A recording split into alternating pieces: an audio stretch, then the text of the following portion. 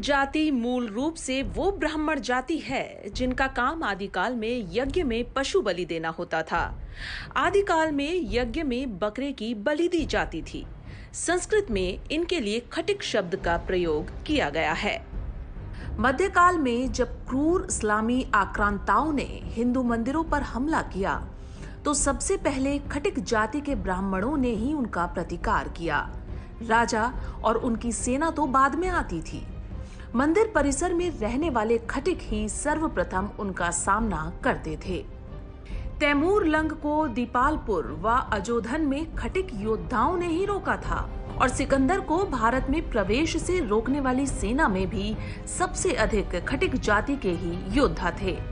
तैमूर खटिकों के प्रतिरोध से इतना भयाक्रांत हुआ कि उसने सोते हुए हजारों खटिक सैनिकों की हत्या करवा दी और 1 लाख सैनिकों के सिर का ढेर लगवाकर उस पर रमजान की 13वीं तारीख पर नमाज अदा की। मध्यकालीन बर्बर दिल्ली सल्तनत में गुलाम, तुर्क, लोधी वंश और मुगल शासनकाल में जब अत्याचारों की मारी हिंदू जातियां मौत या इस्लाम का चुनाव कर रही थी तो खटिक जाति ने अपने धर्म की रक्षा और बहु बेटियों को मुगलों की गंदी नजर से बचाने के लिए अपने घर के आसपास सुअर बांधना शुरू किए। इस्लाम में सुअर को हराम माना गया है।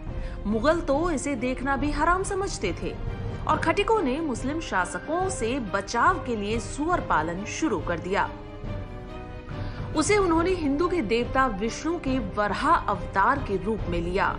मुस्लिमों की गौ हत्या के जवाब में खटिकों ने सुअर का मांस बेचना शुरू कर दिया और धीरे धीरे ये स्थिति आई कि वो अपने ही हिंदू समाज में पददलित होते चले गए। दुर्भाग्य से कल के शूरवीर आज अछूत और दलित श्रेणी में हैं। 1857 की लड़ाई में मेरठ और उसके आसपास अंग्रेजों के पूरे परिवारों को मौत के घाट उतारने वालों में खटिक समाज सबसे आगे था। इससे गुस्साए अंग्रेजों ने 1891 में पूरी खटिक जाति को ही वांटेड और अपराधी जाति घोषित कर दिया था।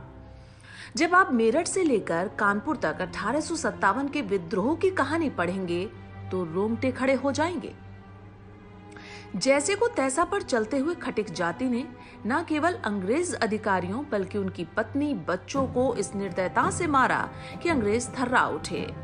क्रांति को कुचलने के बाद अंग्रेजों ने खटिकों के गांव को सामूहिक रूप से फांसी दे दी और बाद में उन्हें आपराधिक जाति घोषित कर समाज के एक कोने में ढकेल दिया।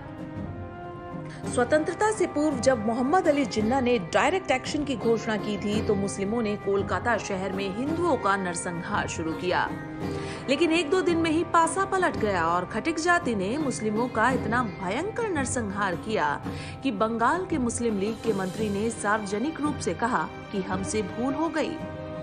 बाद में इसी का बदला मुसलमानों ने बांग्लादेश में स्थित नोआखाली में लिया। आज हम आप खटिकों को अछूत मानते हैं क्योंकि हमें उनका सही इतिहास नहीं बताया गया है, उसे दबा दिया गया है। दलित शब्द का सबसे पहले प्रयोग अंग्रेजों ने 1931 की जनगणना में डिप्रेस्ड क्लास के रूप में किया था। उसे ही बाबा साहेब अम्बेडकर ने अछूत के स्थान पर दलित शब्द में तब्दील कर दिया।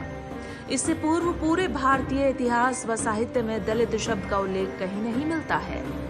मुस्लिमों के डर से अपना धर्म नहीं छोड़ने वाले, हिंसा और सुअर पालन के जरिए इस्लामी आक्रांताओं का कठोर प्रतिकार करने वाली एक शूरवीर खटिक जाति को आज दलित वर्ग में रखकर अछूत की तरह व्यवहार किया जाता है। भारत में 1000 ईस्वी में केवल 1% अछूत जातियां थी, लेकिन मुगल वंश की समाप्ति होते होते इनकी संख्या 14% हो गई। आखिर कैसे? सबसे अधिक खटिक अनुसूचित जाति के लोग आज के उत्तर प्रदेश, बिहार, बंगाल, मध्य भारत में हैं, जहां मुगलों के शासन का सीधा हस्तक्षेप था और जहां सबसे अधिक धर्मांतरण हुआ। आज सबसे अधिक मुस्लिम आबादी भी इन्हीं प्रदेशों में है जो धर्मांतरित हो गए थे। डॉक्टर सुब्रमण्यम स्वामी लिखते हैं, अनुसूचित जातियां उन्हीं बहादुर ब्राह्मण व क्षत्रियों के वंशज हैं जिन्होंने जाति से बाहर होना स्वीकार किया, लेकिन मुगलों के जबरन धर्म परिवर्तन को स्वीकार नहीं किया। आज के हिंदू समाज को उनका शुक्रगुजार होना चाहिए, उन्हें कोटिशः प्रणाम करना चाहिए, क्योंकि उन लोगों ने हिंदू धर्म के भगवा ध्वज को कभी झुकने नहीं दिया, भले ही स्वयं अपमान व दमन झेला।